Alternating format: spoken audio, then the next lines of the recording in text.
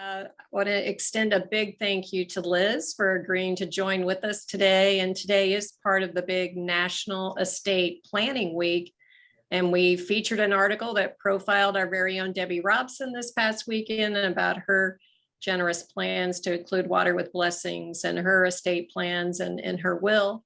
And Liz is with us here today to offer her expert insights into considerations for all of us to look at and think about as we look towards the future and what that means, whether you want to create a legacy for water with blessings or for your church and to protect your loved ones and your family for the future. So Liz, we're ready to hear from you. Welcome. All right, thank you guys so much for inviting me. I'm going to share my screen and go through a couple of slides. So would you agree that staying current on all things financial is a lifelong learning process, right? And at Thrivent, we sponsor thousands of hours of financial education annually. So I'm so excited to share over our time together. Again, my name is Liz Trotter, and I am with Thrivent. Before we get into our topic, I just wanted to give you a quick introduction to Thrivent. If you haven't heard of Thrivent before, at Thrivent, we focus on your goals and priorities, guiding you toward financial choices that will help you live the life that you want today and tomorrow. And that's been our philosophy for over 100 years. As financial professionals, we live and work in your community and can help make the most of all that you've been given with financial advice, investments, insurance, banking, and generosity programs. As a member-owned organization, we answer to our clients and never to shareholders on Wall Street. And this approach has helped us to grow to be a Fortune 500 company serving over 2 million clients. We aim to inspire generations to make financial choices guided by their Christian values, and we're supporting our current clients and opening doors to new ones. So, giving is important to many of us. It is vital to the causes that we care about. It's personal, and it's possible for all of us with thoughtful preparation. So in other words, whatever your financial situation, you can create a meaningful charitable strategy that spreads generosity to the people and causes that mean the most to you. So the purpose of our time today is to offer ideas and options that match your values so that you can give in ways that make sense for you.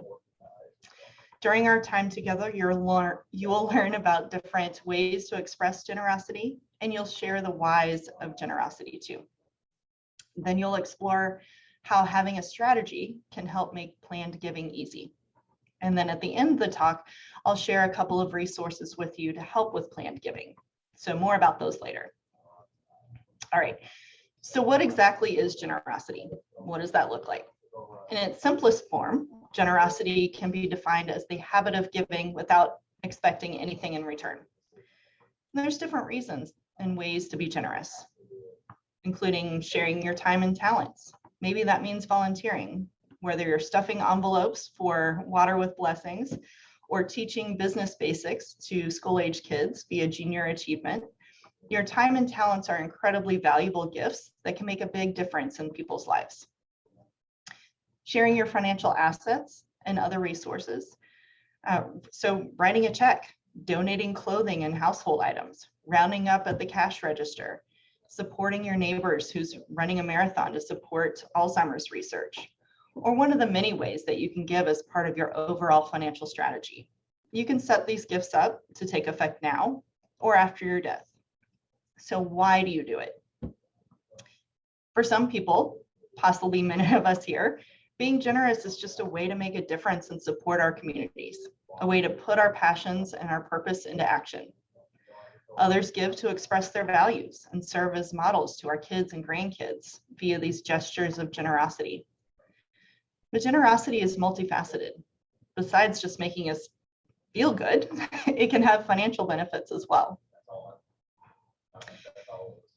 So who in attendance has a giving strategy or plan in place right now? All right, we got a couple. When we talk about giving, there's 3 primary ways that you can do so. And all of the ways to give have value. Spontaneous giving is probably the most popular.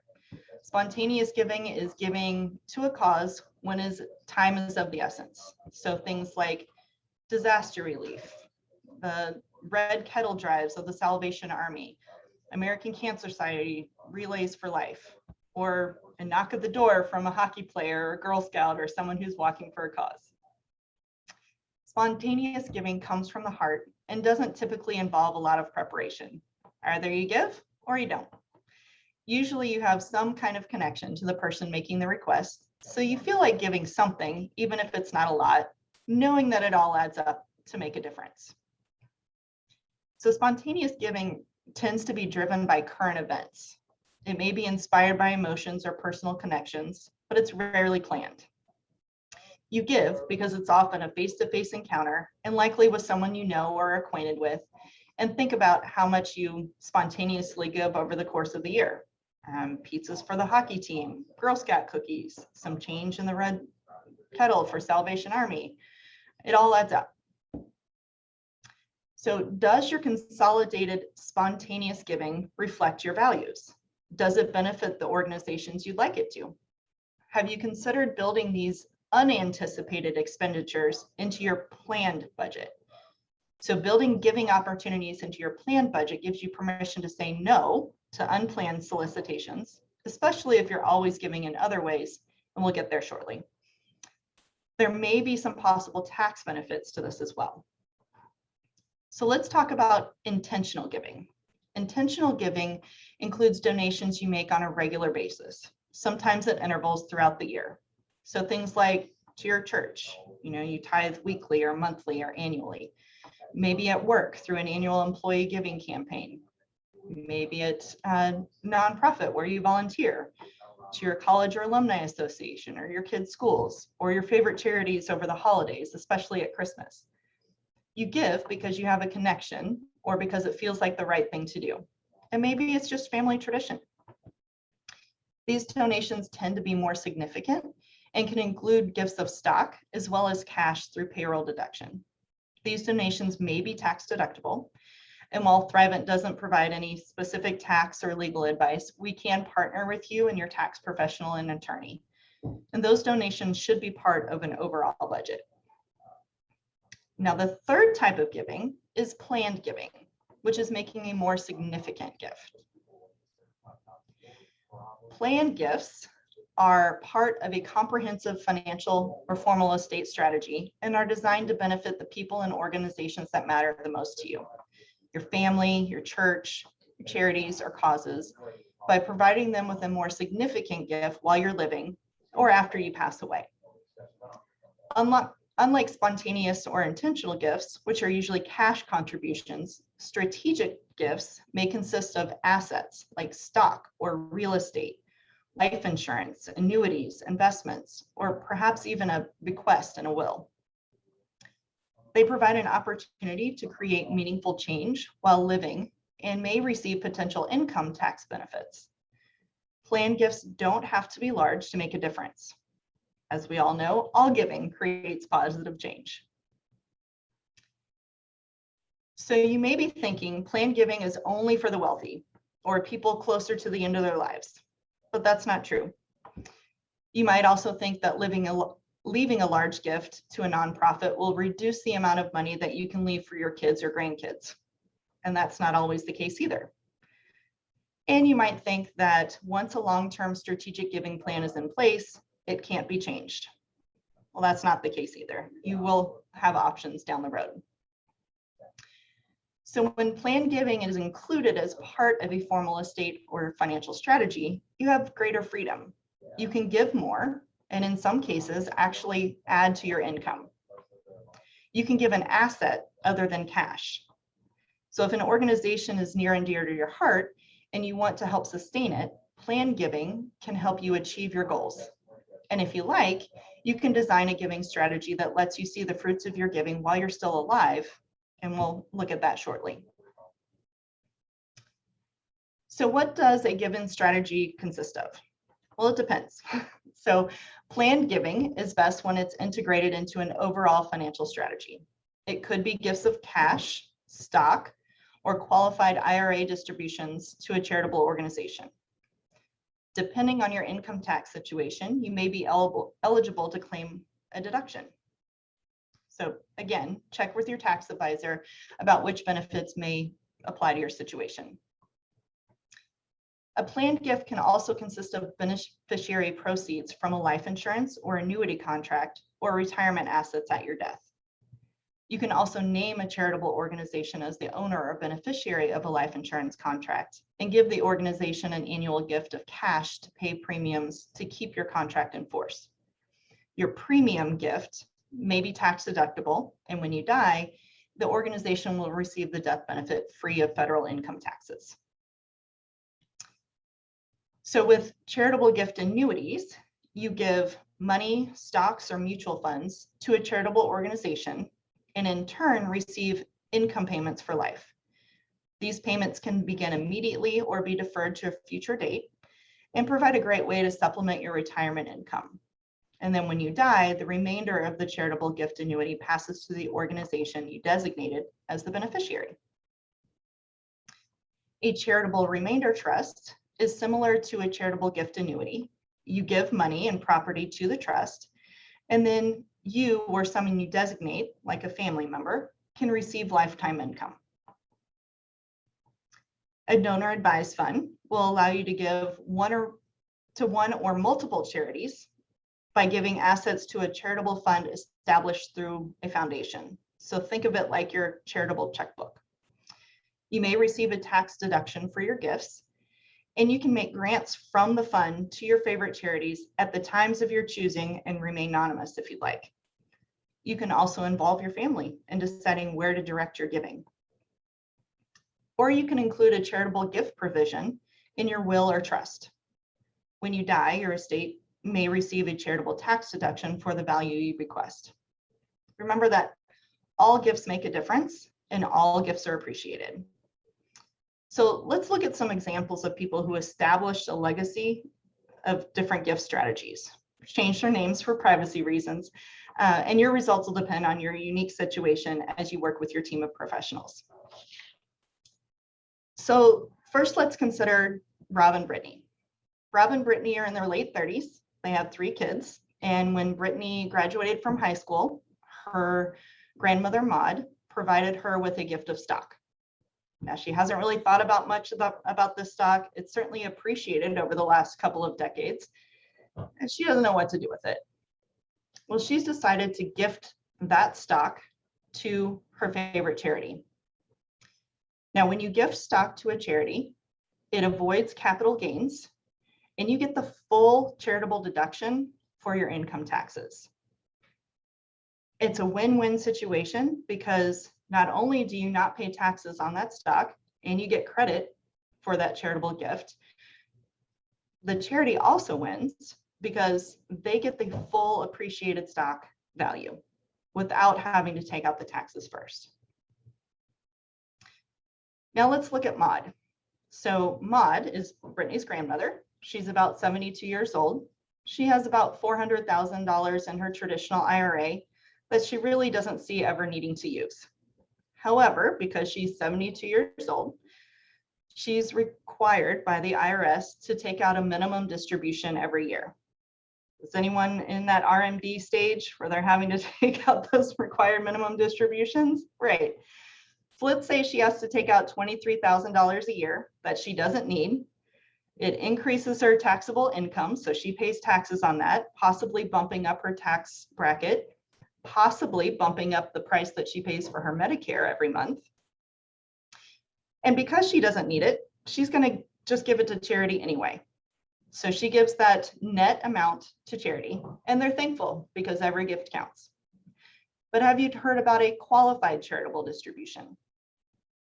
With a QCD, you can take up to $100,000 out of your traditional IRA in a given year.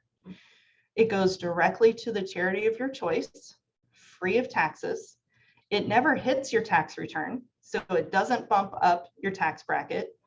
You still get to take your standard deduction, so it actually keeps your taxable income lower.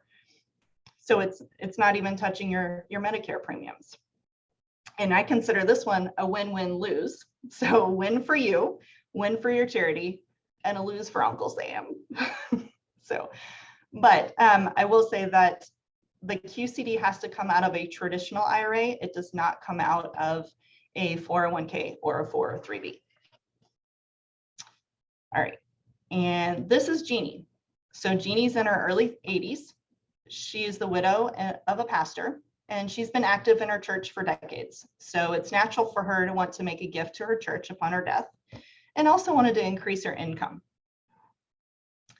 With the help of her financial professional, she was able to do exactly that. Her financial professional set up a charitable gift annuity, which provides Jeannie with quarterly income payments while she's living. And when she passes away, the annuity will provide funds to her congregation's foundation. Are any of you surprised that this can be done? Okay. It's actually pretty easy to do, although a lot of folks don't really know that that's an option. And then here is Athena and Henry. So they are a couple in their 60s with grown children and farmland. As they prepare for retirement, they know that they want a secure retirement to provide for their kids and to give to their favorite charitable foundations. Athena and Henry know that their kids aren't going to want their farmland, so they donated that farmland to a charitable remainder trust. By doing so, they received an income tax deduction. Eventually, the land is sold by the trust, free of capital gains. Athena and Henry receive quarterly income payments, which they use to pay for a life insurance contract, insuring both of them, which will provide their children with income tax-free proceeds when they die. Athena and Henry established their trust to provide the remainder interest to pass to their donor advised fund following their deaths. A donor advised fund lets you or your children or grandchildren advise how and when to grant funds to multiple charitable organizations for years to come. So this is creating a legacy of giving. So why might you be motivated to act now? The motivation for some is just people wanting to live their legacy. In other words, see their generosity at work today. Like Bill and Melinda Gates or Warren Buffett, but on a smaller scale. Plus, depending on the financial vehicles you use and how they're set up, you benefit too by having the ability to receive an income now or cover future income needs, by helping to ensure that your children or grandchildren can receive benefits as part of your legacy or your family's giving traditions, by helping to sustain the future of nonprofits that matter most to you, perhaps giving more than you ever thought possible, and in some cases by reducing your income taxes. So have you identified the need to develop a plan or take a look at your legacy strategy to make sure that your needs and interests are addressed? You can unleash your generosity and you can live a legacy. You just need to assemble the right tools and the right team. So remember that this strategy may need to involve a financial professional, a tax professional, a legal professional, and probably your family. Be willing to work together to develop a strategy using a combination of financial products, personal assets, and legal documents to achieve your goals. Planned giving provides each of us with a meaningful way to express our purpose, our values, and our generosity. Now, it's important to work with a reputable organization like Thrivent or others that can spread your generosity even further over time. So Thrivent in particular has a charitable impact and investing offerings, which amplify your generosity. These benefits to you vary depending on investment strategies you choose, but in general, your donor advised funds will provide a vehicle for centralized giving, like your charitable checkbook, invested for the growth of your assets. You may give larger gifts because of the potential income tax benefits that you receive, and your gifts may be integrated into an overall financial strategy. But whoever you choose, be sure to choose an organization that has earned top ratings for sound fiscal management and transparency from other agencies like Charity Navigator or GuideStar. Now, at the beginning of our time together, I promised you that if you'd like to apply what you learned to your specific situation, you'd get access to a couple of free resources to get you started. So resource number one is the Live with Purpose, Give with Heart. This booklet provides more details on how planned giving strategies can help you and others and yourself by exploring ways to give. So I'll make sure to send that out to Water with Blessings, and they can disseminate that in any way that they would like. And then also, as a thank you for spending some time with me today, we offer a customized strategy session. So if you're not currently working with an advisor or have some specific questions tailored to your specific case, I'm happy to give a complimentary customized strategy session. And during this session, we'll look at your overall financial picture and prioritize the goals that are important to you. We'll develop at least one strategy that you can use to achieve a financial clarity. And we'll talk about what it looks like to work together. If you'd like to help implementing the strategies recommended, I'd love to help you navigate your legacy plans. These strategy sessions are typically 30 to 60 minutes long, and unless we're not able to meet in person, conducted over Zoom. So on the screen, you'll see my contact information. I will absolutely be around for a few minutes to answer any questions. But if you have specific questions to your situation, please feel free to contact me, and I'd be happy to help any way I can. Before I go, I just want to thank you for taking the time to learn more about these strategies for giving. Whether you're like a Brittany or a Maud or a Jeannie or Athena and Henry, or you have your own vision of your legacy, remember that planned giving provides each of you with a meaningful way to express your generosity, your purpose, and your values.